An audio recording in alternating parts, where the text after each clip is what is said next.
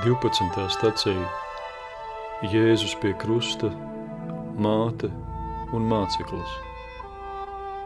Jāņa evaņģēlijas 19. nodaļa no 26. līdz 27. pantam. Ieraudzījis savu māti un mācekli, ko viņš mīlēja, tai līdzās stāvam, Jēzus savai mātei sacīja: Sieviete, redzi tavs dēls.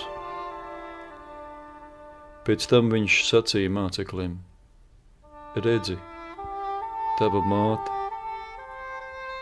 Kopš tā brīža māceklis ņēma viņu pie sevis.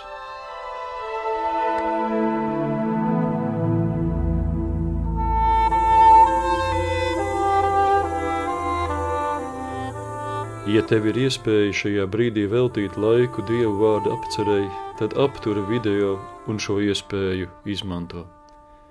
Lūdz svētā gara vadību un uzkavējies pie kāda dzirdētā evaņģēlija frāzes vai vārda un vēro, kā tā tevi atbalsojas. Vai arī tu vari iztēlē šo notikumu piedzīvot kā dalībnieks vai dalībniece.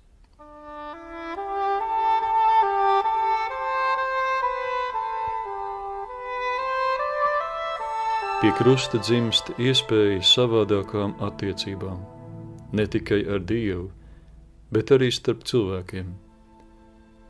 Tās nebalstās uz asins radniecību vai savstarpēju izdevīgumu, bet uz Jēzus mīlestību. Jēzus mīlēja savu māti, un viņš mīlēja mācekli Jāni. Tieši tāpēc viņi viens otru atklāja un pieņem savādāk. Cilvēki, kas piedzīvo, ka ir Dieva mīlēti un apzinās, ka arī citi ir viņa mīlēti, atrod ceļu jēgpilnākām un skaistākām attiecībām. Tas nevienmēr nozīmē, ka mēs šajās attiecībās esam pilnīgi un nekļūdīgi. To labi var redzēt baznīcā. Tomēr mums nav jāredz tikai sava nepilnība, bet Kristus pie krusta atklātā iespēja. Izcils luterāņu teologs Dietrichs Bonhoeffers savā grāmatā Dzīve kopībā to izsaka ļoti precīzi. Kristīga brālība nav ideāls, kas mums jāīsteno, bet gan Dieva radīta realitāte Kristū.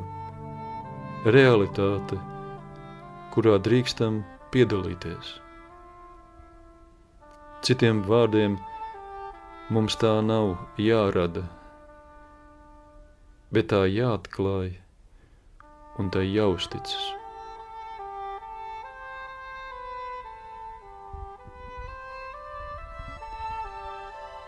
Vai klausoties evaņģēliju, vērojot Zīgera Kodera gleznu vai dzirdot apceri, tu pamanīji sevī kādu iekšēju dzīvību dodošu kustību. Ja jā, tad atgriezies pie tās un uzkavējies. Pastāsti par to Dievam un ļauj viņam runāt uz tevi. Ja vēlies, noslēdz sakot mūsu Tēvs lūgšanu.